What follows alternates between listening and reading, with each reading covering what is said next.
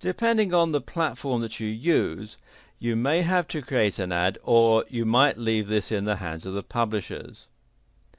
On the sites where you do create your own ads, the CTR is going to be very much in your hands, as is the targeting for your viewers.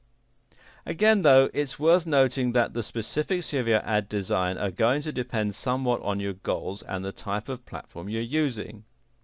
If you're paying only for conversions, then your objective is to get as many people to your site as possible, which means that you will maximize the opportunity to make sales.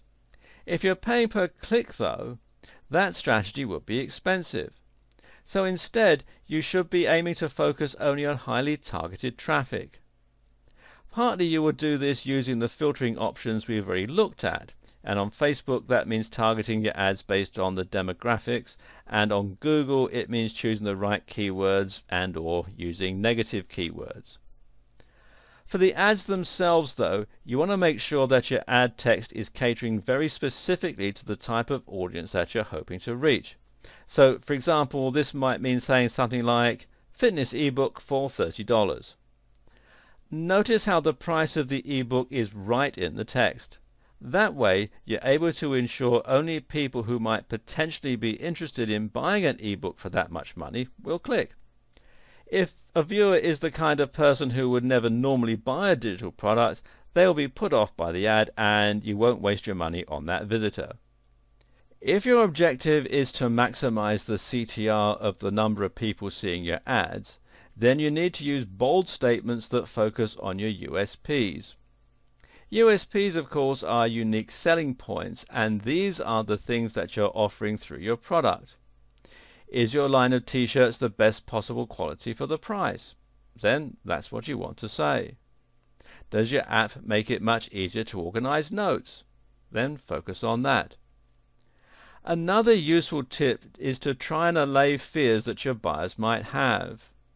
A lot of people still feel nervous when buying online because they think they're going to have to spend ages signing up, then worry whether or not the item will come in the post.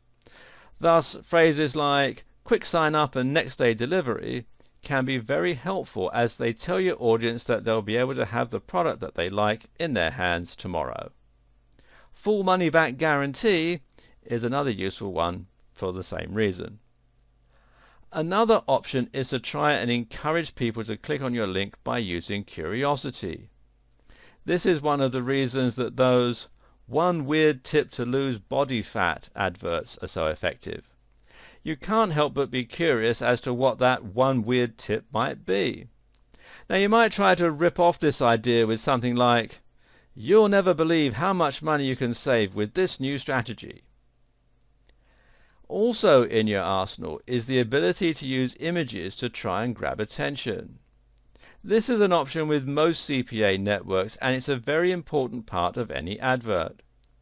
Moving images, colorful images, and particularly images with people in them are all very useful for attracting attention. Using attractive people is a particularly good way to do this. Make sure your image is high definition and pay for a designer if you don't have the skills yourself. This will make a big difference in helping your product or service look more professional and trustworthy, and it can help to dispel fears that you might be a scam artist. Actually though, the advert itself is only one part of the process. If you really want to be successful, then you'll need to create a landing page that is effective in converting visitors into buyers.